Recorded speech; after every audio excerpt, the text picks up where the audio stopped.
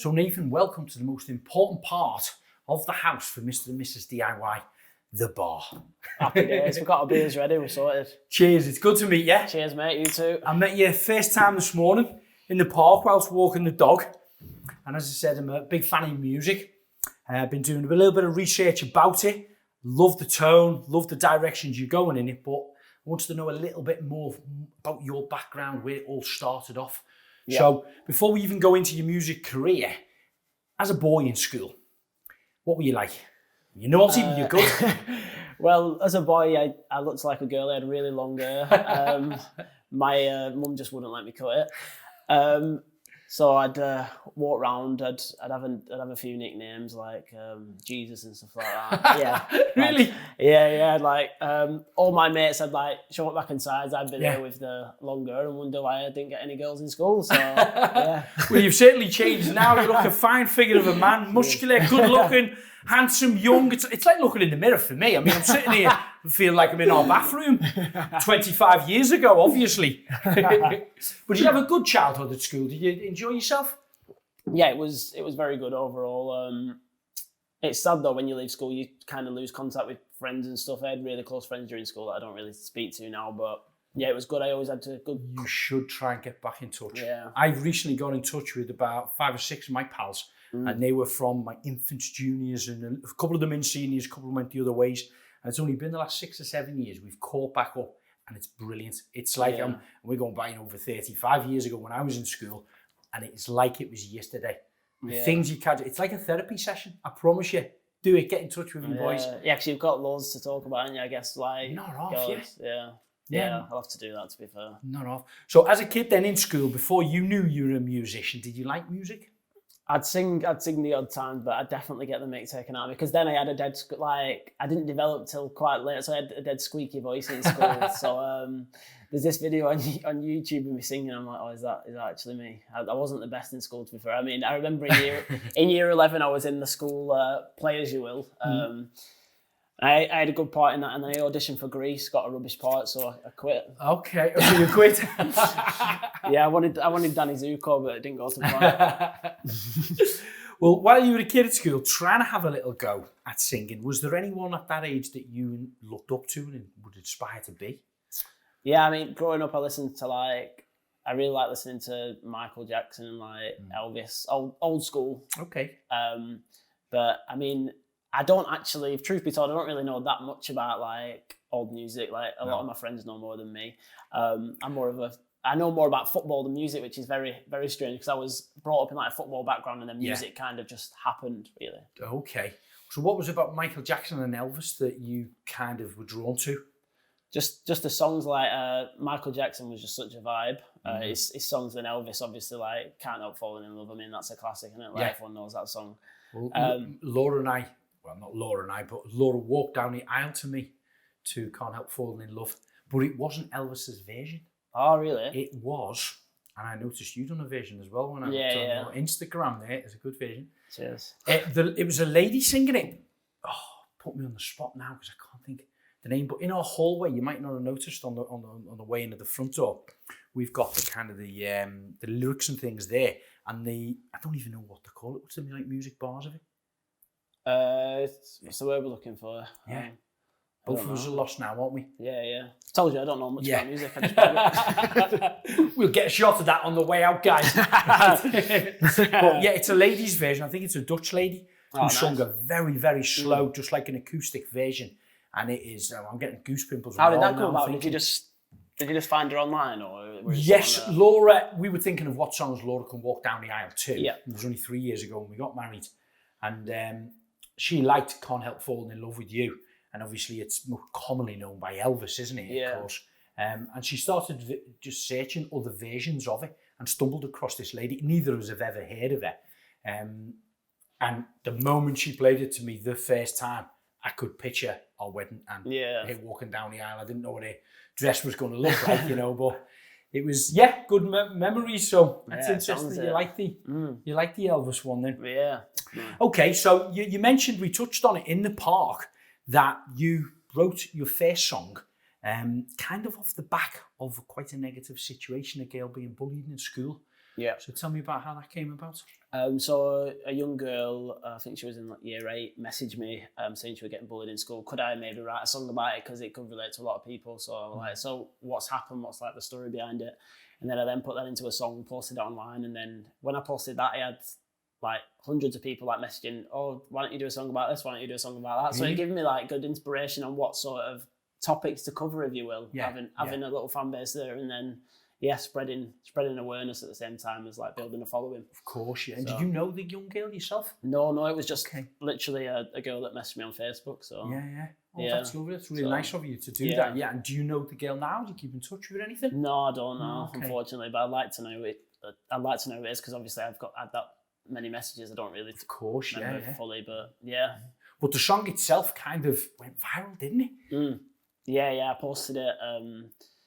I went to sleep, woke up in the morning, had like over 10,000 shares, and I'm like, wow, it only had 100 when I went to sleep. 10,000 shares. And what we're talking about now, time-wise, that was what? 7-8 years ago? 2014, so 2014, yeah. Okay, wow. And you probably, how many followers did you have then on your social platforms? I think I had about 20,000. Okay, 20,000, and you got 10,000 shares. That's fantastic. So did that then inspire you, right, I need to do this again? It's creating a positive vibe. It's helping people. You're doing what you love the most. This is music, of course. So then were you inspired? Well, let's do it again.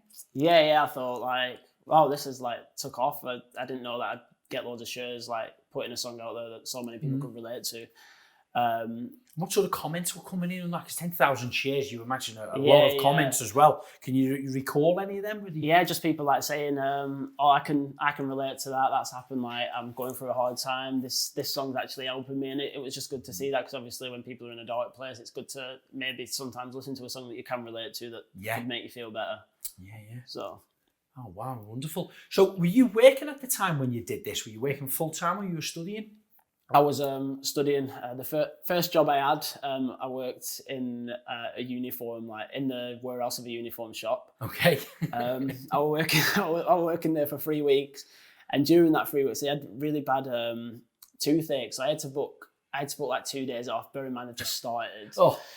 Never a good start. And one day I weren't really concentrating. I think I was going through a breakup. It was like, God, I would have been 17. Yeah.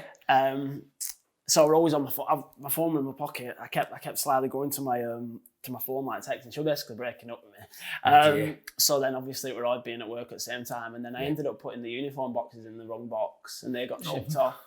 So he called me in. The guy, I think he was called John.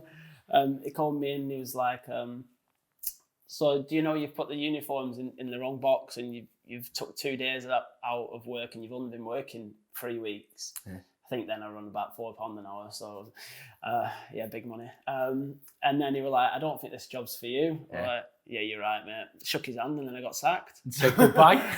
So it was short-lived, that career there. Yeah. Okay, you just did mention then about an ex-girlfriend parting with you. Yeah. A lot of people write about songs about ex-girlfriends and things like that. Did that situation ever inspire you to write about ex-girlfriends or anything? Yeah, like definitely, like from songs, obviously you've got to like find heartbreak, you've got to fall for someone to then write stories about it, like songs. So yeah, a lot of my songs have come from past experiences where I feel like writing lyrics down after like experiences have happened helps you through that situation. I feel like music speaks louder than words sometimes in them situations. So yeah. Absolutely, yeah. So does that give you the inspiration to kind of write about your situations, and does it make it easier when it comes to finding the words for the lyrics? Because I know you're talented at that, but it is an extremely hard job to do. So then past experiences, would they help in that way? Yeah, definitely. Like, it's just good to. It's also good to listen back to the song and think like, oh, we're actually in that. I was in that like headspace and situation at that time, so it's good to like. It gives you flashbacks of it in a good way as well, even if it's a negative song. It's like a diary. Yeah, exactly. Diary looking back on, but in vocals. Yeah. No, that's good then. So let's go back to then. You wrote your first song, and that was kind of in support of the young girl who was bullied, and you led on to other things. Do you find it easier writing about situations that aren't attached to you, or would you say they're easier about yourself personally?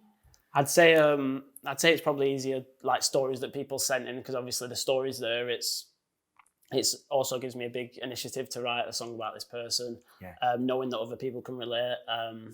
Whereas me, it feels like if I were to write about myself all the time, it'd be like I'd definitely run out of things to say. And I feel like it's good to write about other people, because you can write for that one person, but more people might be able to relate. Whereas if I just wrote for myself, not as many people might be able to relate. So interesting way of it, isn't it? Yeah. And are you inspired by other artists, their lyrics? Any of them kind of?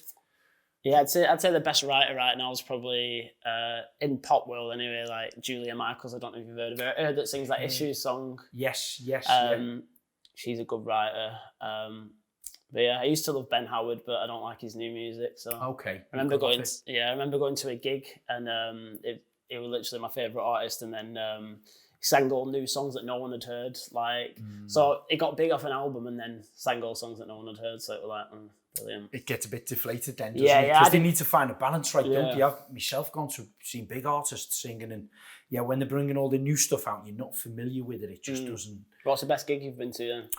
Oh, the best gig I've been to quite a few. I mean, Nebworth was good, Oasis, and Robbie Williams there experienced. Both of them were really good. But I think one of my favourites one as well was at Liverpool Football Club here. Paul McCartney played and done a fantastic gig there, and it was who was supporting him? I Predict a Riot. Oh, who sings that? I can picture the guy now who's one of the reality shows, a judge, wasn't he? And they came on supporting, and they were brilliant. Is it Kaiser Chiefs? Kaiser Chiefs, that's right. Yes. Is it Ricky? Ricky, yes, yeah. Ricky from the Kaiser Chiefs. I'd say one of that was one of my best experiences there. Yeah. What about yours? I'd say I went to see James Blunt recently, and I didn't think I'd like it. It was dead good. Have you heard of a guy called Dean Lewis? You might not have heard of him. No. It's like an Australian guy that's just like got big now from a song called Be Alright. It's a big song, but I went when there was literally like 400 people there, and now if he did a gig, it'd be like an arena. So it was dead like intimate show, and it was really good. So, intimate ones like that. Yeah. Really Which good. Obviously you won't probably do any more intimate ones, so good to watch that. Yeah, it's not. So Nathan, your first job was not that successful with the clothing. What was your next jobs after that then? I'll be honest, that's the only job I've fully had, really, because I was in education, left school, went to college, and then went to uni. And then obviously music came along, or else obviously I'd have had a job in between that. And you mentioned earlier in the park that you, through the university course, you pulled out of that, didn't you, to take up the music career? How long were you in it for?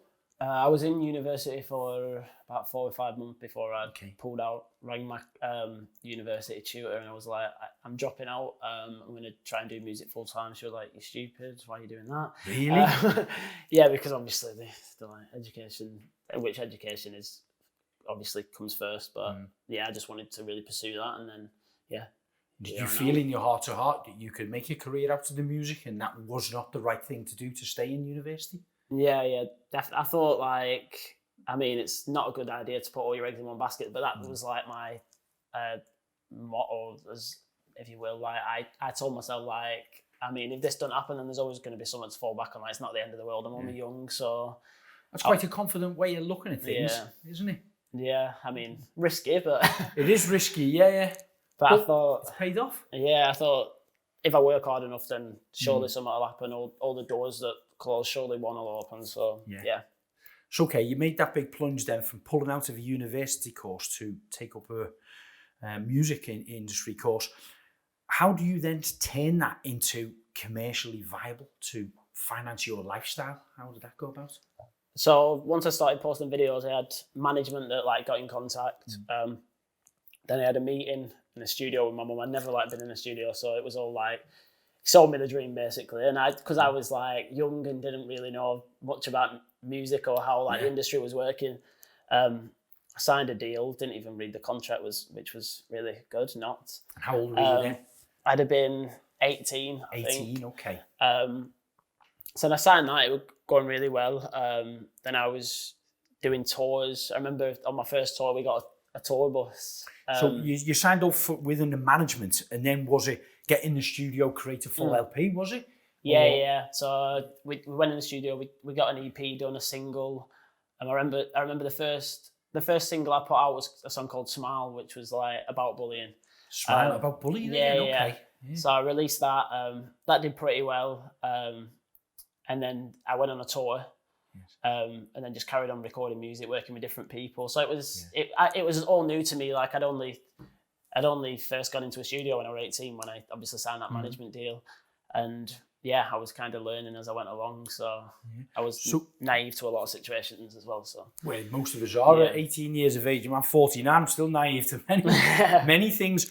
But 18, you've signed up with the management. That must feel quite flattering, and all of a sudden you're starting to see a new direction. You've had success from some of the lyrics you've wrote, the songs you've wrote, they've gone viral.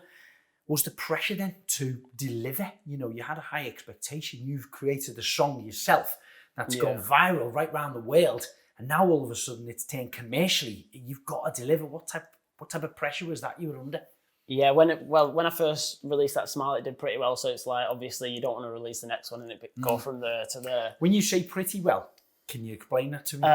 So I think it got, when I first released it, it got inside like the top 40 iTunes charts, which then like, oh wow, yeah. So obviously my first release, and then I had like labels, like contacting like interest and stuff, like dipping in and out, like like seeing what I was up to and stuff. Like they come and spy on you, don't they? Yeah, definitely. So that was good. So I was obviously doing something right, and then and then I thought, obviously you don't want to go there and then not release anything for ages, because obviously like people might lose interest or whatever. So I carried on releasing, and then a few other songs did well, and then just went from there really. Great. So how does it work, commercially from that then? Does that management say, right, you're on a set fee, or the record label says, we give you a set amount of money to produce the EP and promote it, deliver it, etc.? Or do you get paid on performance, on the sales and things? How does that work? Yeah, so the way, because I was it was an independent deal, so it works off percentage, where if it would have been signed to a major, I'd have got an advance, and then so on and so forth. So it just worked off, I think I got 80 or 70%. But 70, 80% of the gross sales of it? Yeah. Okay, wow. And then if it was a tour, it'd be like 50-50. But obviously I didn't realise what percentages were fair or not, because obviously it was the first time I'd ever signed a deal. You're not to know, are you? And it's not like someone can just ask someone, is it? Not many people know pop stars. You can go and say, teach me the ropes on here. What should I be getting? What shouldn't I be getting? So I had to like learn as I was going along. Like I didn't know, but I was very naive. Like I'd do a tour and then I'd get a payment, and I wouldn't even like dig into like what was made, what was spent. Now obviously. Mind me asking why you didn't do that? Because I was naive. I just trusted the guy that everything would be spot on. And then we got like a tour bus, which probably cost about 15 grand, and it was like I didn't realise then that actually that's going to come out of my pocket. Whereas now, obviously, if I went on a tour, I'd be like, right, cheap hotels. We'll walk to venues. Yeah. And I'll carry my own bags. I don't need an entourage. Just me, myself, and I. Yeah. So I didn't realise that had come out of my pocket because I was naive, and obviously. You're kind of telling me that, and I can't help feeling there's a little bit of a negative situation around that. You're now looking at it thinking, well, I'll carry my own bags, I'll go cheap hotels. Did you not feel it came out fair square after or with the agent? Yeah, I feel like there was parts that were like, I thought I'd have made more at that show, and then I'd ask for like books to see all the insides and it's a breakdown, isn't it? A breakdown of the turnover and the costs. Yeah, and then it'd be like, no, trust me, it's all right. And then I'd be naive and be like, yeah, all right, So, but I wish I could go back in time and be in that situation again and change. Hindsight's a wonderful thing. If we could all go back in time, I mean, I'm sure we learn from our mistakes, isn't it? The main thing is if it doesn't, kind of stop you in your tracks from doing what you're doing, and you can continue to go on. You just sometimes got to look back at it as if it was a negative time. I've learned from it, so I've gained something. Might not have gained the finance that I wanted, but I've learned from it. I take it he's not with this agent now. Yeah, we've been together now 10 years. It's going great. Yeah, no, we How long parted did it last? ways. I think I was with that management for 2.5 years. Okay. But yeah, that ended. But it never ends well when you leave a management, even when you give like the 3-month notice that you're required to give. Yeah. But I guess that's just because they don't want to lose their artist or whatever. But Of course, yeah, it was a learning curve. But obviously the guy still did good stuff as well as Yes. like putting my music out there and tours and stuff. Because even though I didn't gain much profit from music at the time, like the experiences I'll keep with me, like the 3-week tour Yes, are amazing. yeah. So I mean, I say about the tour bus being expensive and me not earning much because of that, but I guess that was an experience because we lived on the tour bus for 3 weeks, which was interesting. So yeah. Brilliant. Yeah. So one thing that kind of maybe concerns me a little bit then, you were naive at 18 signing up with them. You went with the management. You felt as if you were maybe shortchanged in one way. How does that work with the royalty side of it? Because you've written some of them songs. Yeah. Would you still keep ownership to them and still manage to make money off them further down the line? Or did that end when that relationship ended with that management? Yeah, it's kind of complicated situation because some of my songs I'm still owed money for that I've not actually received yet. So that's like ongoing behind the scenes. Really? Name them, shame them. No. So that's obviously that's happening behind the scenes. But what can you do? Everything's a learning curve, I guess. But yeah. How does that make you feel about the industry and that can happen to young, talented artists that may not be as business savvy? You know, does that frustrate you? Yeah, because obviously anyone that gets offered a contract and like goes into a studio for the first time, they're not going to fully read the contract because they're just like, oh, let's dive in. Like, this is great. I want to sign this. Get stuff. Get the ball rolling from the off. But it's if I'd give anyone advice, it'd be to read contracts properly. And I was about to ask you, what advice would you give to the next new up and comers? You know. Yeah, it'd be to read contracts and know the inside. Get a breakdown every month of what you're making and maybe get some legal advice on it as well. Legal advice on the contracts. I know myself, I've been involved with contracts and sometimes you can't even read and understand the terminology in it. You know, it's worth getting an expert to give you a bit of guidance on it. Yeah, definitely. Yeah, that's the advice I'd give. That don't be naive.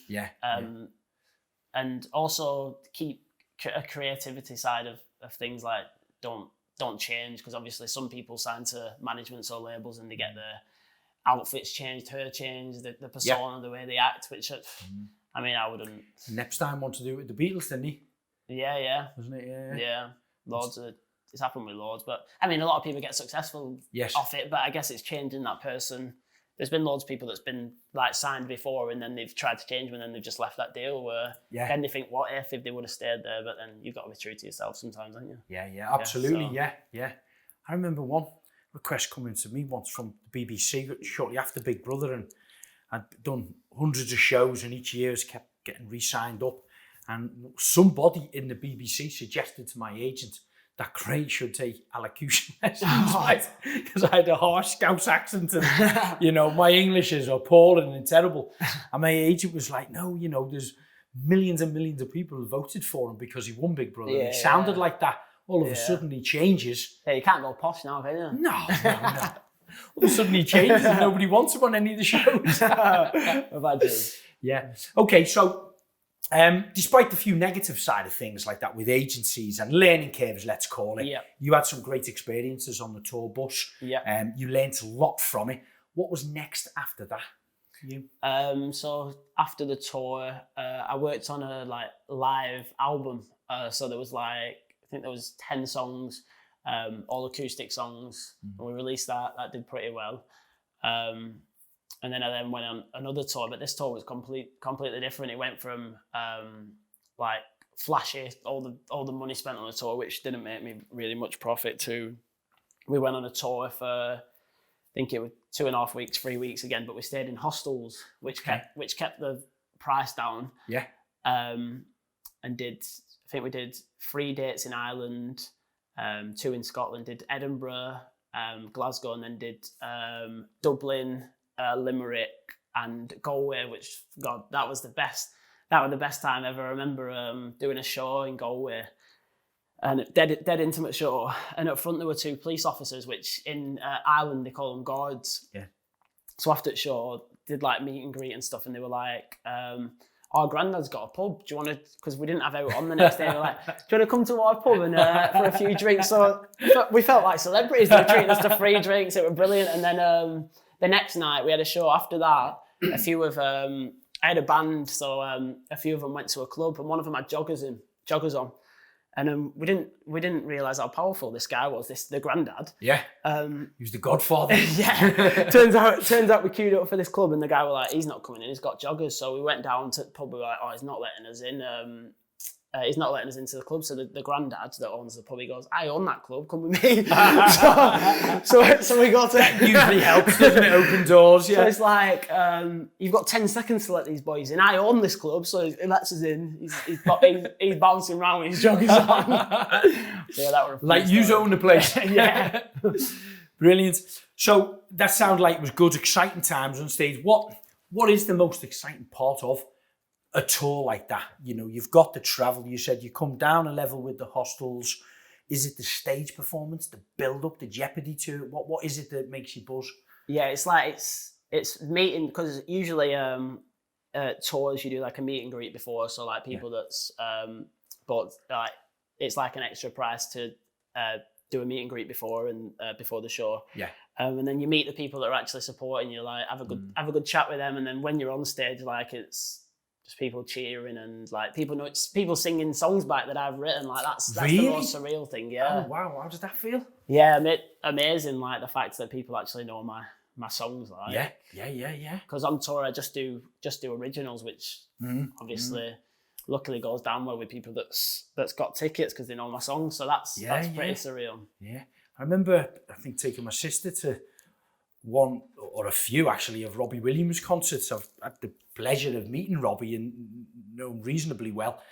And I remember being in like an enclosure at the side of the stage, and when Robbie, done in most of his performance, when he sung Angels, as soon as the music started to come in, he sat on the edge of the stage and didn't sing it. The entire audience, 50 or 60,000 people. I remember saying to my sister, how must that feel for an artist to not even have to sing one lyric in there and the whole audience knew the words. Yeah. I feel like when it's someone's tour as well, I feel like that's less pressure because everyone's there to see you. So even if you do mess up, they'll be like, you could do anything. You could just start laughing on stage and they'd love it. Like, especially in Robbie Williams' like situation, I feel like there's more pressure like when you've not made it, because obviously then you've got to make an impression. Whereas if you're like Robbie Williams, where you've already made it, then it's like people are going to sing along to my songs anyway. So yeah, I think it's a double-edged sword. I remember actually having a conversation with Robbie about, he was saying to me, I went on Big Brother not wanting to be famous or not wanting to work on TV or anything, and he'd spent all his life working hard to get that limelight and be famous, and all of a sudden I win this reality program and I was getting equally as much attention as him and was as popular, well known as him, recognizable as him, let's say the words. And the conversation we were having over a few beers was, how hard it has been for him to work hard to get the recognition and to get the fan base and the following. And for me, it was a bit of a cheat, really. You know what I mean? I went on a reality show and didn't even know it was growing and growing and growing, but all of a sudden got that recognition. But for me, I looked at it as, it don't matter for me. I didn't want it, but I've got my profile that high. There was only kind of one way for me, kind of come down sort of thing. I got my kind of plateau in the DIY kind of sector and building and things, which is good. But where I've thought with you mentioned before about a double-edged sword is Robbie's got to work hard to maintain that, because he's got expectations. He sells millions of albums, I would imagine, and everything he produces and brings out has to really top that, because then they start going down. It's pressurizing for them, So where you're thinking you've got more pressure on to build it all up, I would imagine when they're at that level, to maintain it and keep that, will be quite hard. So who's your ideal person you inspire to be or you admire? at that level. They don't even have to be at that level. I mean, I feel like how Ed Sheeran did it's like crazy. Like he was homeless, like sofa surfing, busking, and then I remember seeing a documentary where there was a show called Britannia High, and he went on that, and he didn't get through. It was like a competition, and look at him now. He's like the biggest. Doesn't get much bigger, does he? Yeah. Like he's collaborated and mixed with pretty much every artist out there. Yeah, he can have the pick of the litter, can't he? To sing exactly. With. Yeah. So, because a lot of people, like, obviously they're brought up in a music background where he wasn't, so... Did you dream of getting that big? I'm ambitious, but I'm a realist. He's like, God, who's going to be as big as him anytime soon? Do you know what I mean? You never know. That's crazy. Like, God, I think he sold like 4 nights at Etihad, which is crazy. Yeah. But yeah, that's... Wonder if he likes being that famous though. Wonder if you could say to him, you can have all the money you've made if you're not famous, because a lot of people don't want to be, do they? As you said when you went on Big Brother, you didn't want to be. Yeah. I mean, for me, when I first come out, because it was so new and very overwhelming, it was it was a wonderful, exciting, but a very scary moment for me. I remember, getting chaperoned around with bodyguards and things. And although everywhere I went, every personal appearance we had, there was thousands of people, Yeah. I remember one in Liverpool here, my first time coming back to Liverpool, and I was doing a Big Brother book signing. And I don't know if you know where Lord Street was, the front page of the newspaper the next day was a picture of 10,000 people just covered the whole part of Liverpool. I had 6 bodyguards. They brought in, I think, 46 stewards from Liverpool Football Club. The police brought the riot police in, and they had to stop the event before it started because they couldn't control the crowds. And the front page of the Liverpool Echo the next day was Beatlemania again. Craig returns to Liverpool. So as much as it was very flattering for me, it was terrifying. Yeah. But one thing I experienced was, although everywhere I went, people screaming your names and shouting and wanting to meet you, I never felt so lonely in my life. Yeah, because the people around me were all paid to be protecting me and chaperoning me around, and press officers and photographers and things and security, but they weren't really my friends. Yeah. So I wanted to experience what I was seeing and doing, but with my friends and my family to enjoy, And then that was only obviously for the first kind of 3 or 4 months, it was to that height. But then when it started to plateau down, I started to enjoy it more because the pressure wasn't there.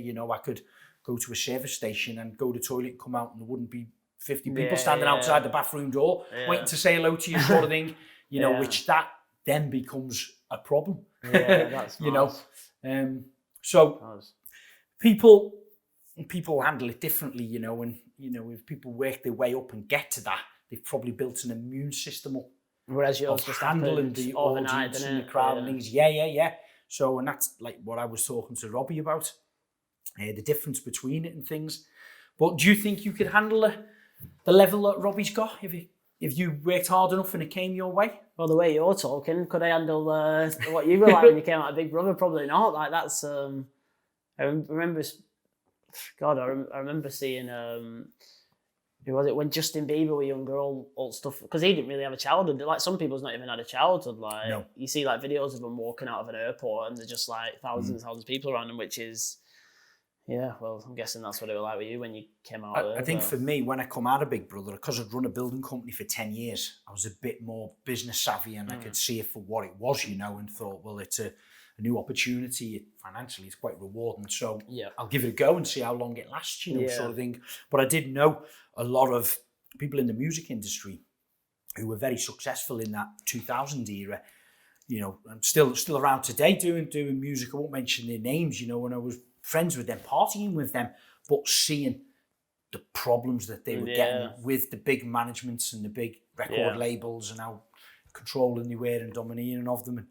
And it wasn't kind of easy for them, some of the young pop groups and pop bands, and where they thought they were making millions, the reality of it is, like what you said, you get your £1 million contract and all of a sudden you have to pay it all back for after the end of the year.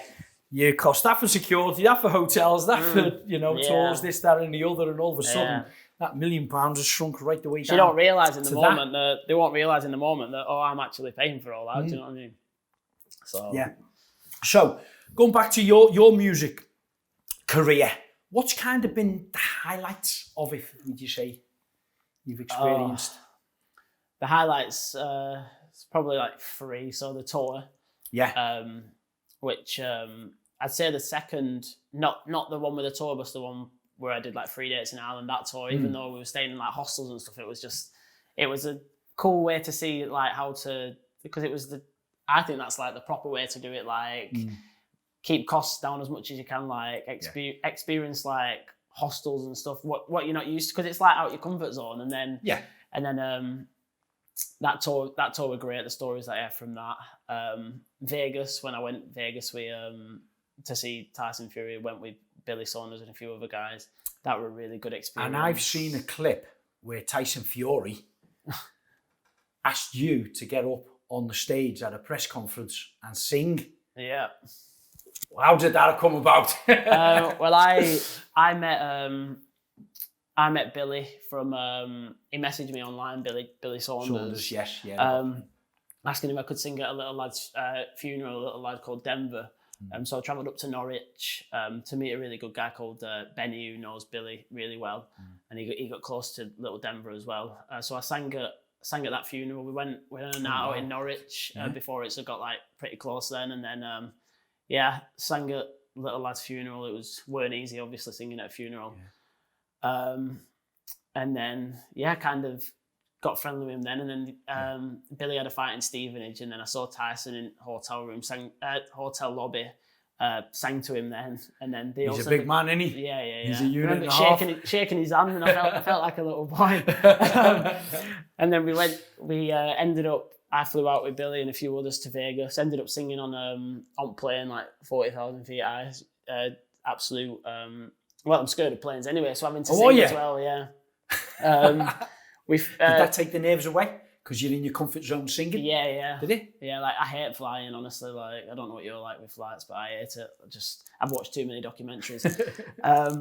And just before I didn't actually pay a penny to go to Vegas. Luckily, oh wow. Yeah, a good...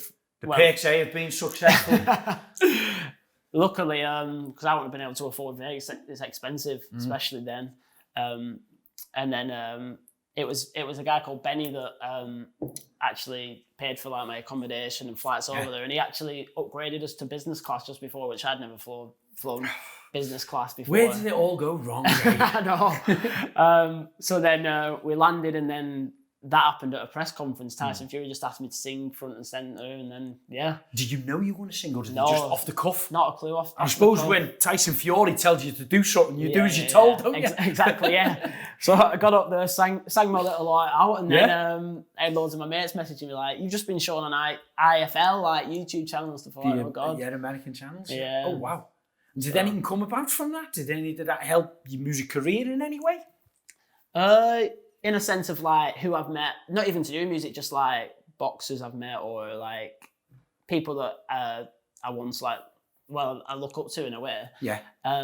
So yeah, it's interesting and how random it came about, because I think that I'd be meeting like singers and stuff, not boxers, but it's just random how it comes about. But yeah, that trip was amazing. Like Vegas is a completely different. Well, you've probably been, haven't you? Yeah, many times. Yeah. So yeah, as you know, it's a crazy place. It's not like here. So yeah, that was a good memory. Trying to think of my third best moment. I mean, the first time when I got 4 yeses on X Factor, and like as soon as I finished that performance, because you're waiting for like literally 8 hours straight, and the nerves. God, I've never been so nervous. And then when I got 4 yeses, and then the feedback, and then Louis Tomlinson from One Direction like ran from behind, and I've like seen the clip, give you a little 1-to-1, doesn't he? Hold on to you. That were really good experience. So yeah, say that as well. Yeah, so. I was going to mention the reality TV side of things and the X Factor. So how did the X Factor come about? So they have researchers who like contact people who they think could be good on the show. So you didn't apply? No. The researchers contacted you? Yeah. But no one actually knows this, but I actually auditioned for, this was before I was taking music seriously, really. I auditioned for X Factor. Yeah. and I got 2 yeses. This didn't get shown on TV. There was Sharon, Louis, Nicole, and Simon. Okay. And I went on and sang an original, and Simon were like, you sound like an internet singer. I thought, well, I am. And Nicole liked me, Louis liked me, and then it was down to Sharon, and she was like, I feel like that song could be a country hit, but it's a no from me. We're like, right, sound. Okay. So I got 2 yeses, 2 no's, and then a researcher rang me the next day saying there's auditions in Birmingham. Can we forget that happened? Scrap all the footage from that and audition in 2 days in Birmingham. I was like, really? Well, yeah. So I was like, well, Simon's just like ripped me apart. Dye me hair, put a different shirt on, turn up at Birmingham the next day. So I said, obviously, I thought I can't do that. Like, it was 2 roles as well. I'd just been rejected, and then 2 days later they were asking me to come on, and then I finally went on again, and then obviously Simon mustn't have noticed me because I got a yes. So yeah. So nobody knew you'd actually been on the X Factor. You'd been rejected. Yeah.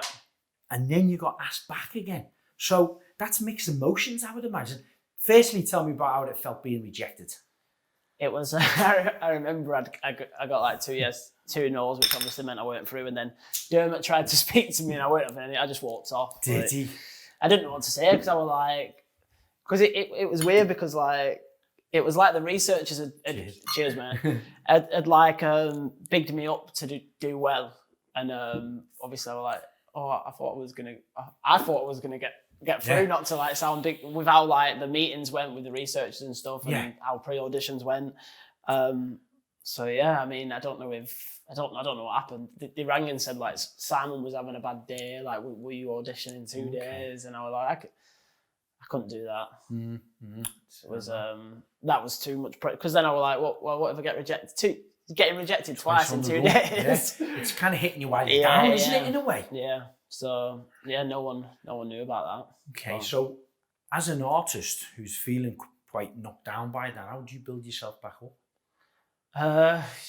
Well, it was hard at first. I was like, I can't get through X Factor, so I'm even trying to sort of pursue it as a profession.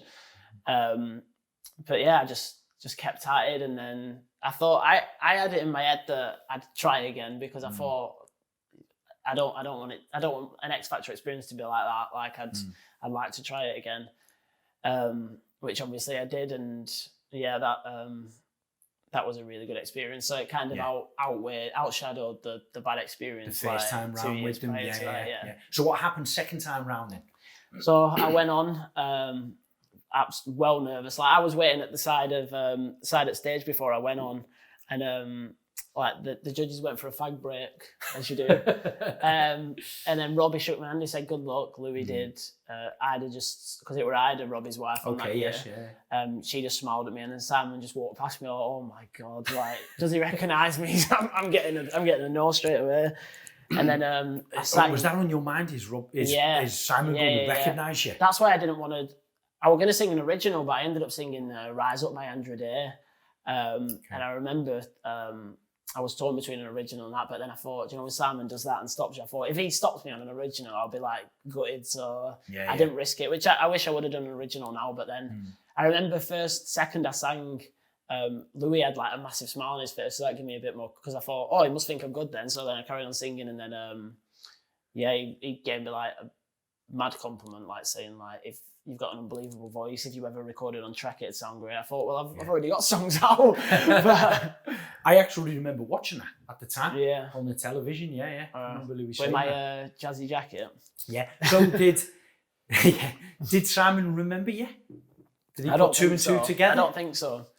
But do you know what sticks in my mind about Simon Cowell? I've only met him about 4 or 5 times. Only 4 or 5. And in about 2005, I took my mum to the Pride of Britain Awards, and Simon was there, and we were kind of crossing, going to our tables, and I said, "Hi Simon, we had a little chat." He was asking how my career was going and things, and I said, "Can I introduce you to my little mum here?" And introduced her to my mum. I said, "This is my mum Brenda," and Simon went, "I've met all the family now, haven't I, Craig?" Now, about 4 years prior to that, I introduced them to my sister Beverly and her 2 children, Kelly and Lauren. They were, toddlers at the time. And I thought to myself, oh my word, Simon's brain must be like a machine. Yeah, I remember the amount of people that Simon meets, Yeah. you know, and 4 years on it was since I meet him. And when I introduced him to Mum, he had remembered my sister's name and the children. And he knew that I only had a little small family, you know, and that was basically it. Yeah. And he'd said, oh, I've met all the family now. How's your sister? And he actually said, how's Beverly and the kids? And I was like, what? That's crazy. Yeah. And afterwards, I remember calling my sister Bev the next day, saying, Simon Cowell remembered your name. And she went, well, I think I did pinch his bum, you know, when I was chatting to him. So maybe he's remembered that. That's crazy. Hence the reason I don't take my sister there. But anyway, moving on. So Simon didn't recognise you, no? No. So I got that compliment off Louis, and then I just said, we asked for a moment you gave. I was like, well, that's nice. And then Robbie were like, you've got a great voice, but I think you lack personality. I was like, and then Louis were like, he's got loads of personality, like he's pouring out personality. And then so Louis behind you, wasn't he? Yeah. Clearly, yeah. And then he said, you're one of the reasons why I won the boys this year. Like, I was like, that's a big compliment. And then he got the boys. I remember the day where, so loads of people got yeses, but then it was the deliberation day. So loads of people had to travel down to London just to find out whether if they got through to sixth chair or not. Yeah. So I was in a room, I was looking around, I was like, yeah, surely I'm safe here. Like, there was some great singing, because I'd recognised them from their audition. So I was like, these are well good, like surely I'm, and then luckily enough I was through, so half got through, half didn't. And then it was like, would have been 1 o'clock in the morning. They ordered us pizza and stuff because we were waiting around for ages, and obviously they take your phone off you. Do they take your phone off you? Yeah. So we're in because this is we get it right now, the structure of this, it's all the pre-recorded stuff is gone, hasn't it? This is live now, happening each Saturdays, isn't it? Yeah, right. Oh no, yeah. On Irving on TV every Saturday. Where it gets through the 6 chairs. Yeah. It was. Okay. So it was the deliberation episode, and then the week after was like obviously 6 chairs. So I got through that, and then you go back down to London for like a week, and you work with like different like vocal coaches and stuff, pick the right song. And they were like, I think you should sing this song. Or I'm not singing that song because I had to. Oh, really? Yeah. You have to be. What song was it? Do you mind me asking? I think it was like Dance with My Father again, but dead like slow. But I was like, I'm not really feeling that. Can I sing? And I wanted to sing All of Me by John Legend, but they didn't. They didn't let. I think they have to have rights to that song to be able to for you to be able to sing it. So.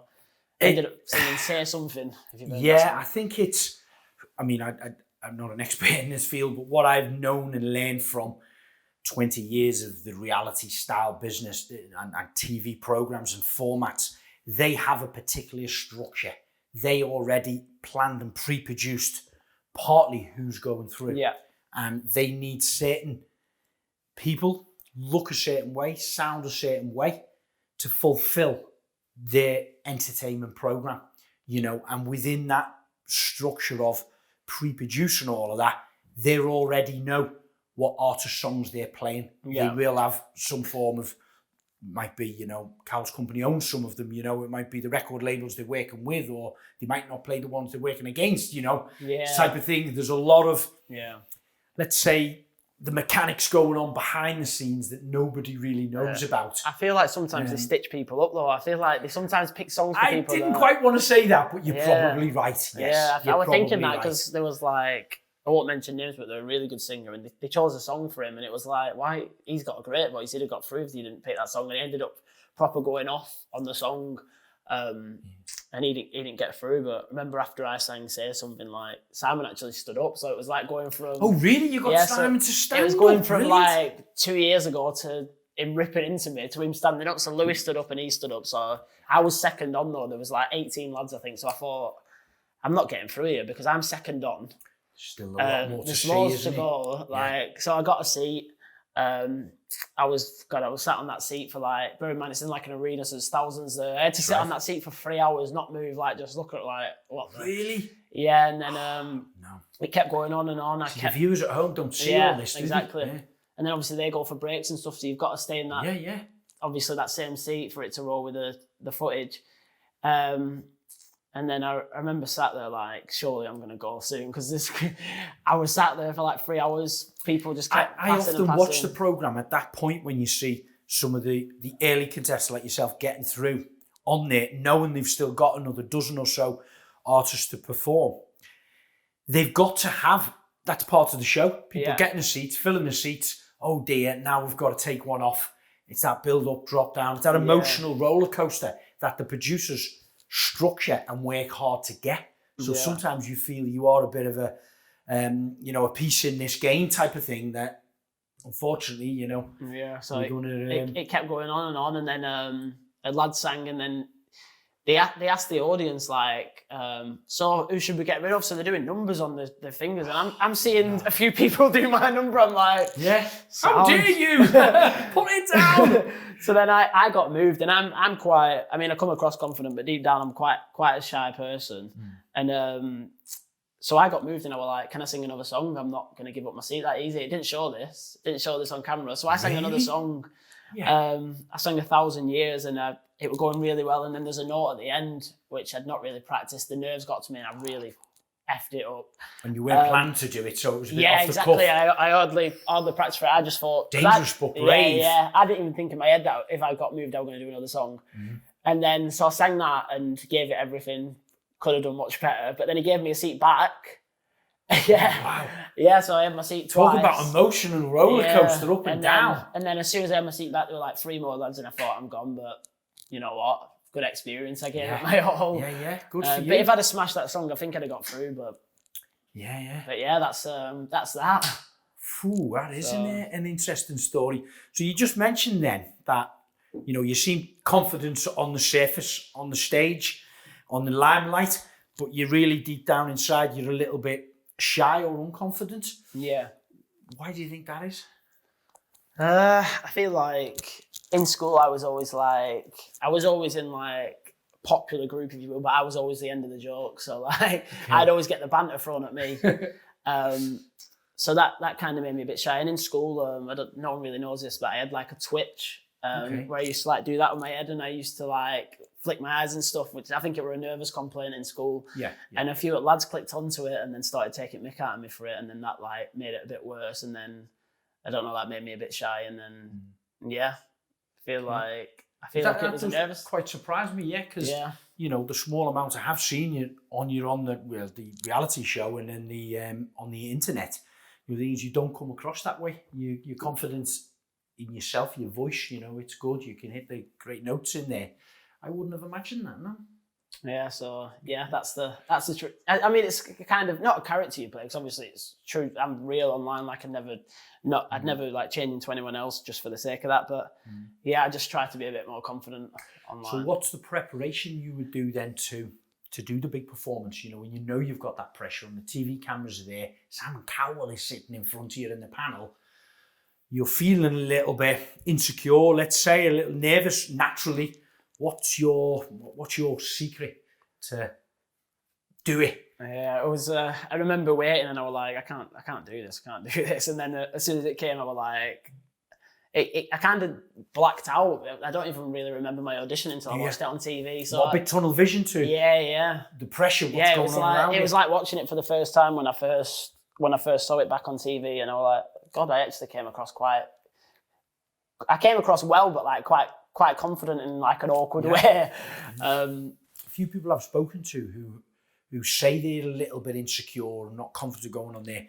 They see themselves, and when we look back at ourselves, we've all done it when you're on TV or radio or the internet, and you look back and you're looking for negative things about yourself. I don't like how I look, or my hair, whatever, my body or something. Where generally other people aren't looking at that at all. And it's our own demons in our mind that are telling us, I didn't do that quite right, I didn't do that as good as I could have. But the reality on the surface of it, nobody notices that. But it's overcoming that little bit of a demon in ourselves to have a word with yourself and tell you, I don't look like that, I don't sound like that. I know I can deliver it and I know I can perform, Do you ever get them feelings you've got to override it? Yeah, I remember after the audition, the first thing I did was looking for comments as well, what people had said. So I was looking at like, typed my name into Twitter, and then like loads of people were tweeting. Then I'd look for like a negative comment in that. Like I wouldn't the way I work is like I could get 100 deep down. No one really knows this, but I could get 100 nice comments, and then I will dwell on the one bad comment. Do you mind me asking why?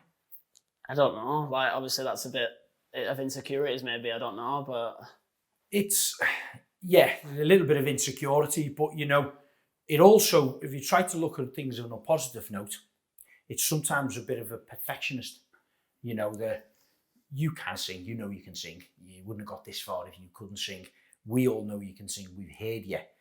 You're looking at the 100 comments, which are nice and flat. And I've read some of your comments, and they're very respectful, and they're very flattering to you, which is great, you know. But if you're looking for that odd one, instead of trying to think that's a negative about yourself, if someone is criticising something, you know, one part of your mind in a professionalism way is thinking, okay, well, I want to try and find a fault because I want to fix that fault. Yeah. If someone's saying I'm a bit too high pitch on that note, on that part of the song, or I was, you know, maybe whatever, shirt was too tight on that thing, I'll wear a different shirt next time.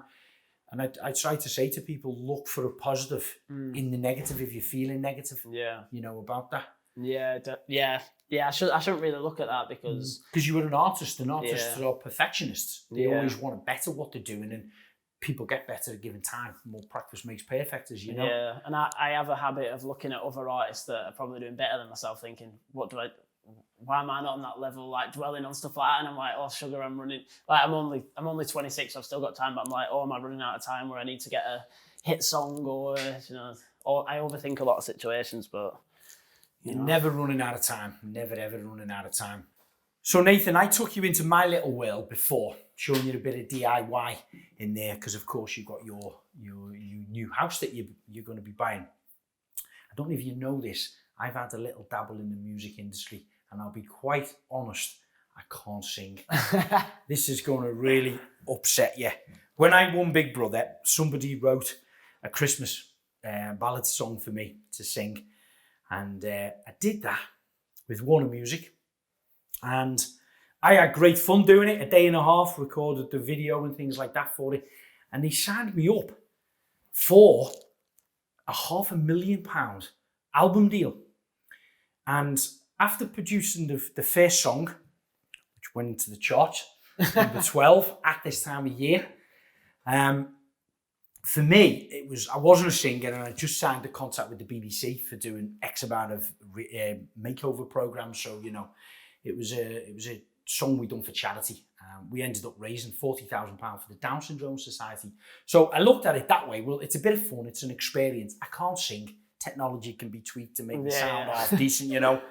And they did do. And one of my funny memories from it was I was walking down this village. I won't say the name of the village. It's where Liam Gallagher lives. And I'm a fan of Oasis. You know, I do love the music and things. And I seen Liam walking towards me. And I'd not long been out the house, so still very recognisable. And as Liam's kind of swagger comes walking along, I looked at him, I said, hello Liam, and he went, all right man, how are you doing? I was like, I'm good, thank you. And how's that show you've been on? And I was like, yeah, the Big Brother, you know, it was fun, it was good and all that. And he went, you got a Christmas single out? And I was like, yeah. And he went, has it gone in the charts yet? I said, yeah, it went in at 12. And he went, it's not that. And I went, it'll be out next week. And sure enough, it was out next week. But it was a great experience. It was good to do it. I ended up having to pay to sign me. I ended up having to pay to get me out of the album deal. Because it wasn't for me. And, you know, I wanted to carry on with the DIY and the building side of things. But on the back of that, I ended up then getting into another 2 Christmas singles, believe it or not. So embarrassed to say, I've been involved with 3 Christmas singles. One was my own at this time of year. The other one was Christmas My Arse with Ricky Tomlinson. Oh. So playing the air guitar, I think with the spirit level with Ricky. He's a good dear friend of mine, Ricky is. And then the other one was, do you remember Bo Selector? Yeah. Do you remember Proper Crimbo? Yeah. Yeah, so Lee Francis, of course, who was doing Bo Selector, I had a scene in every one of the Bo Selector shows.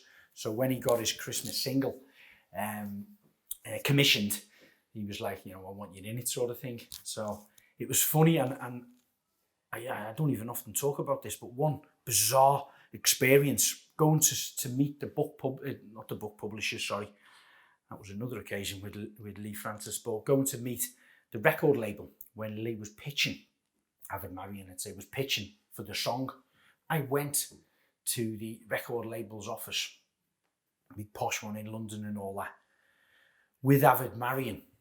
And we'd had a chat beforehand. He had his storyboard of how he'd seen his Christmas single going. He'd had all the lyrics written for it. And the idea was I went in, and I don't know if you've seen Bo Selector, but I was his prisoner, locked in his cupboard.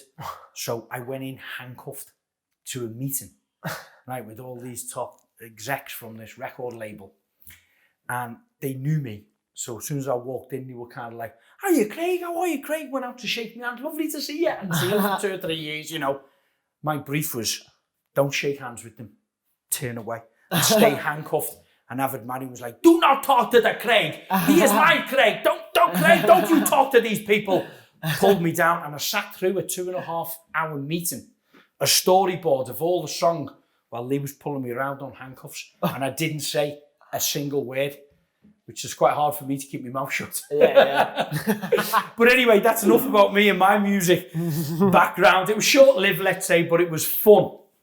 Now, I want to know about this new EP that you've got coming out in April, is it? Yeah, mid-April. Okay, so how long have you been working on it?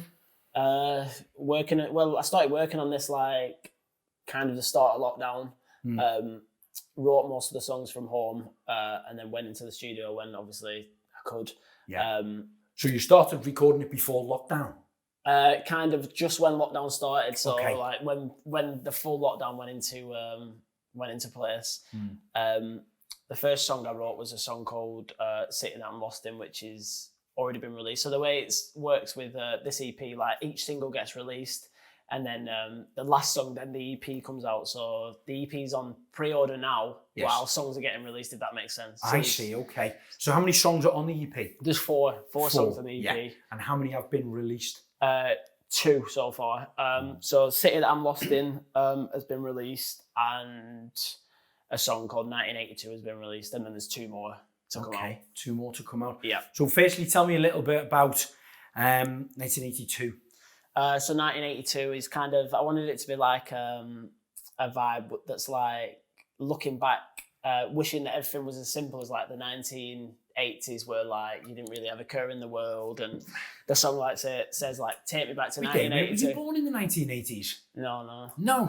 That makes me feel old. But I guess then was the social media? There weren't social media right then. No, there was certainly not social media. Or no, phones not or until the anything like that. noughties. So everything was. We did have phones. I mean, we had lights and things like that. You know, we could turn on a switch. All right. Turn on lights. So you had TVs and that. Just about, yeah. I mean, where I come from in Liverpool, we were quite poor. In the 1980s, we still pointed at planes. We didn't know what they were. Just flew past. So go on, your version of 1982 inspired you to write a song.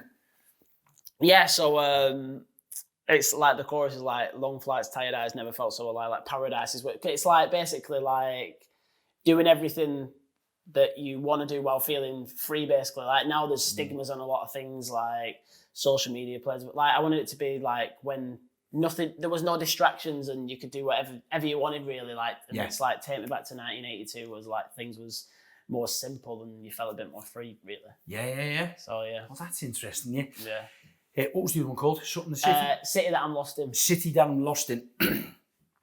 Tell me about City That I'm Lost In then.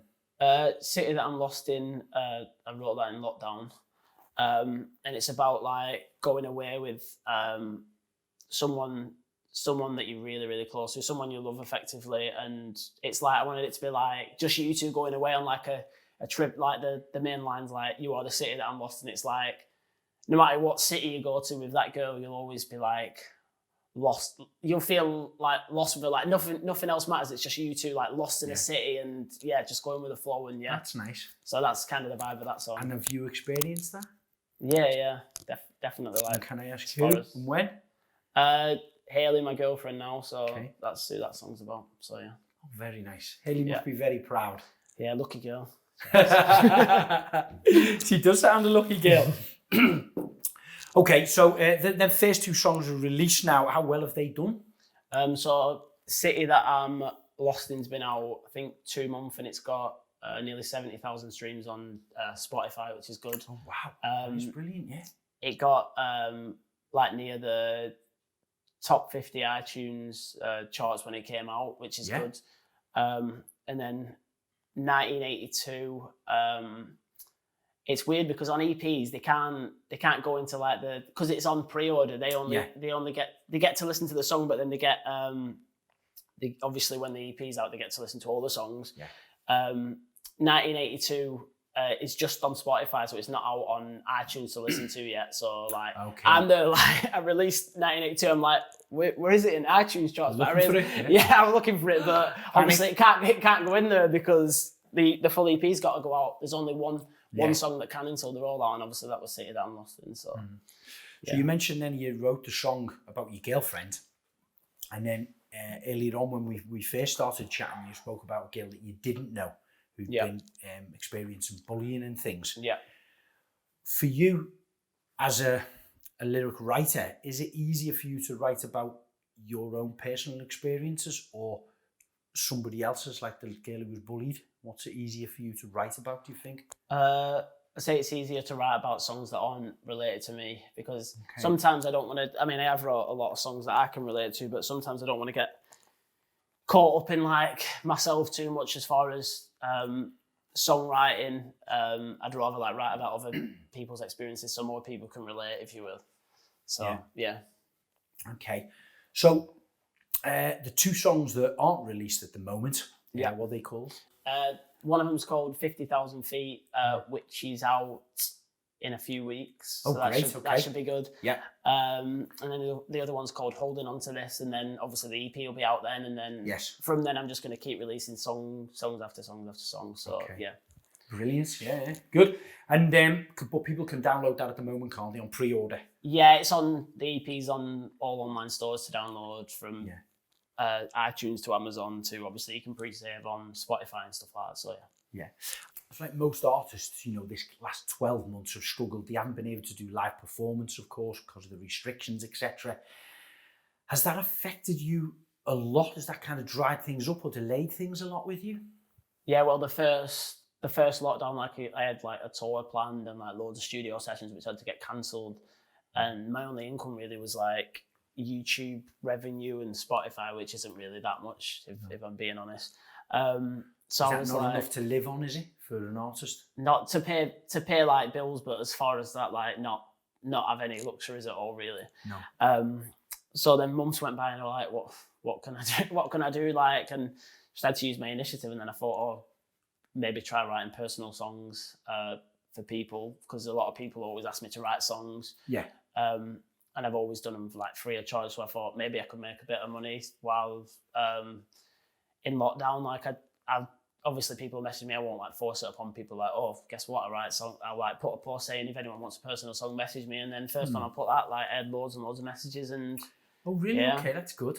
Yeah. So yeah, that's kind of what helped me to like live through lockdown, really. Yeah, of course. Yeah. Now, so I could imagine, because like for a lot of people, sadly, their income, more or less stopped, didn't it? For a lot of people. So you've kind of turned your talent from obviously being a singer-songwriter who can perform, who's now unable to perform because of Corona.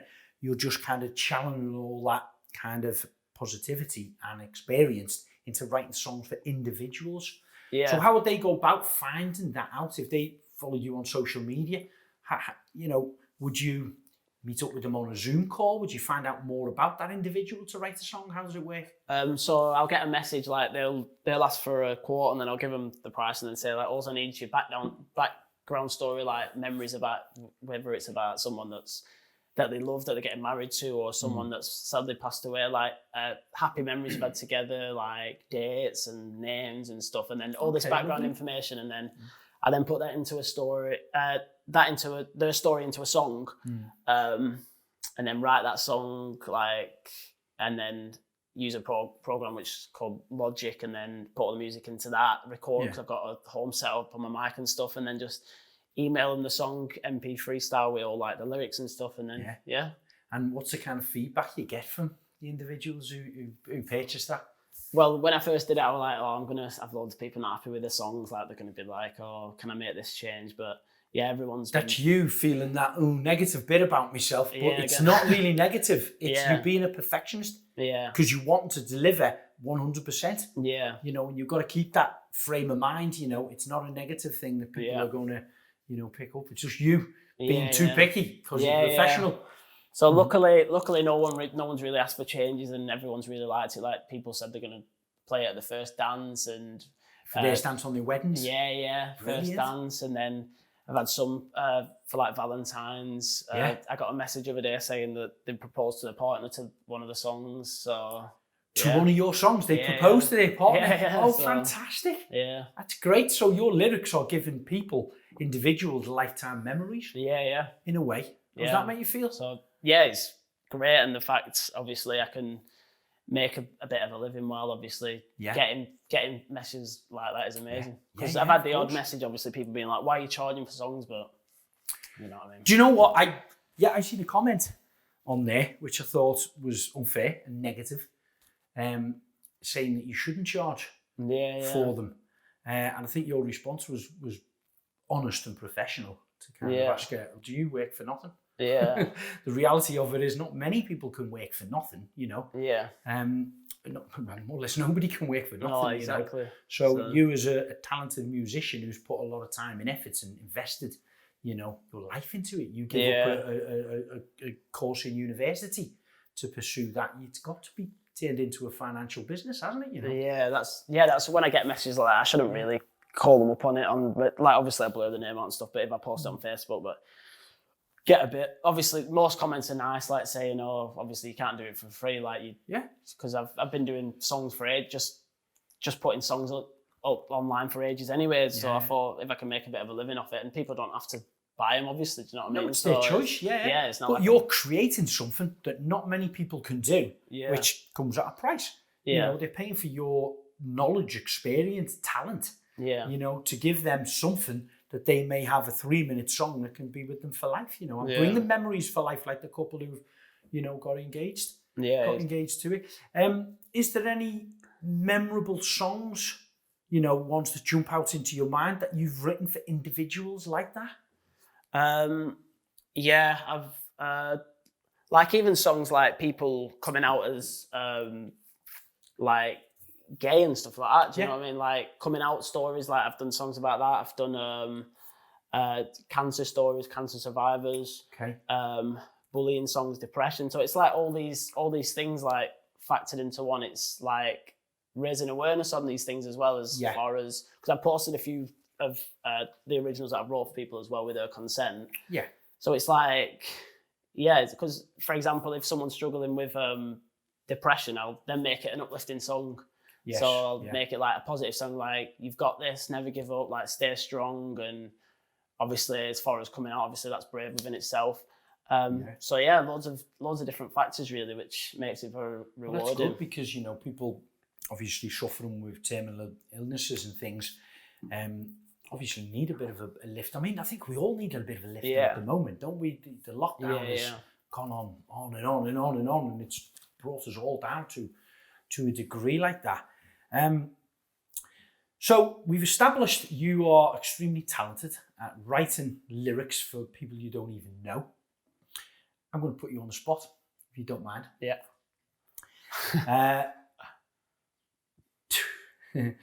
You were probably only about 5 years of age when this song came out, but do you remember Bob the Builder?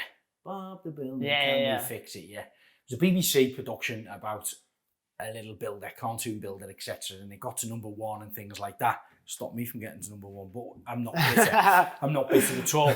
I'm putting you on the spot, Nathan, too. As you know, the wife and I, Laura, Mr. and Mrs. DIY, we want a new, modern, DIY-related song. And now being parents we want a kind of kiddie, children-orientated, related, a little bit like the Bob the Builder, jokey, catchy.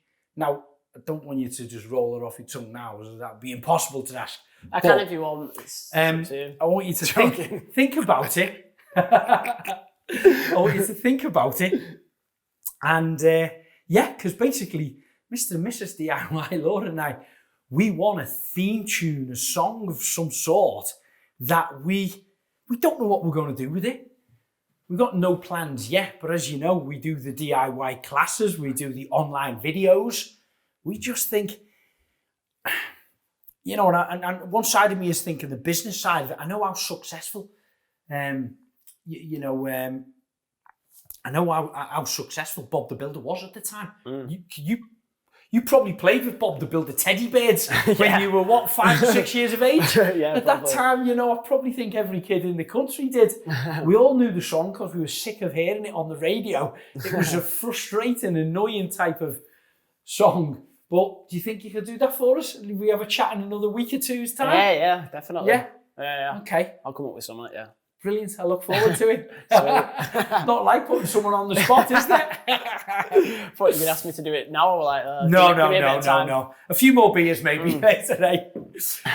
So you've got this EP coming out now in April time. Yep. And then 4 new songs sounding exciting. The lyrics and things and the story behind them are quite good. What's next after that for you? So hopefully everything goes back to normal. I can do a tour. But I wouldn't want to do it straight away. I want to release more music first because I want the next tour to be quite a successful one. So obviously to do that, you've got to keep releasing songs. Yeah. And obviously there's been a big break. So yeah, just keep releasing songs. Like I think I've got about 20 unreleased songs that I've worked on in studios with really good writers and stuff. So yeah, that's exciting that I'm sitting on a lot of songs which I wasn't really before. So. Oh right, okay. So you're sitting on a bit of a library that you've been working on. Oh, that sounds exciting. That's good, isn't it? So let's go on a little bit of social media at the moment. You've got such a fantastic reach out and following in there. Would you find that is kind of quite instrumental in this day and age now for young artists like yourself to get your songs out there, get the recognition, get the name for yourself? Is it important? Yeah, I'd say that obviously probably about 20 years ago, it was more like live performances and people didn't obviously use social media. But now, it's important because obviously how can you get people to your tours without posting it on social media? Like even the big artists, like they've got to post it obviously in the social medias to be like doing this tour, all these dates. Yeah. Whereas obviously I think in the Beatles days, it was just like one live TV show and then the suite out, like one live TV performance and... That's literally it, wasn't it? The odd radio station, wasn't it, that they could go to? I know when I brought my single out, you know, I was literally, I think for 6 weeks running up and down the country going to every radio station because social media wasn't out. You know, I had to shout about it on the radio stations to sell the songs. So Nathan, we touched on earlier about your kind of, from what I see, a very loyal fan base that you've built up on social media. You've got a great following along there now. How does that kind of make you feel, you know? Do you answer all them comments yourself? Yeah, it's quite crazy, like the amount of support that I've received online. I obviously respond myself. And just seeing people that I don't know message me is crazy. And the fact that they go out the way, they don't have to message me, like being very complimentary and they don't have to comment on my stuff or like and share, but I really appreciate it. It really means a lot. And obviously, thanks to all the people that support me, I can keep doing music. So. Yeah. Nathan, having this kind of strong loyal base that, you know, I've read some of them comments that come across on there and they're very respectful to you. Some of them are quite in awe of you, you know, and some of them are quite thankful as well for the songs. At the moment, because they're most of your audience that you can perform to or get out to with current lockdowns, does that egg you on, you know, inspire you to do more for them, do you think? Yeah, like the fact that obviously people are supporting me the way they do, like it definitely encourages me not to give up, because if people weren't supporting me, I'd think like, oh, am I doing the right thing? Shall I keep and pursuing what's the point? it? If you haven't got an audience there, what's the point of performance sort of thing? Exactly, like the fact that I've got an audience there drives me on to prove all these people right that have supported me from day one as well.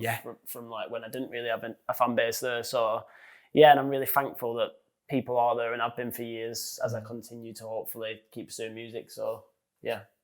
Brilliant, that's good. Well, Nathan, do you know what? It's been a real insight learning a lot more about you. I've got from this a hell of a lot more than I kind of anticipated, you know, doing my own research about you on social media. it's been an absolute pleasure. Yeah. I've really enjoyed it. Cheers for having me on. It's been my very first podcast. Hopefully it won't be my last. Yeah. All I can do is wish you good luck with this new EP. I'm sure it's going to be a fantastic success, and good luck for everything else you do therefore after. The only one thing is, on the DIY side, you know this new house you've got, you're going to be doing a bit more work, and I think you need to come down to Mr. and Mrs. DIY's workship and spend a bit more time on the tools with me. Yeah, I agree. Is that all right? Yeah, that's fine, by the way. I need it. Cheers, I'm empty. Cheers. It's been a pleasure. You too. Cheers, mate.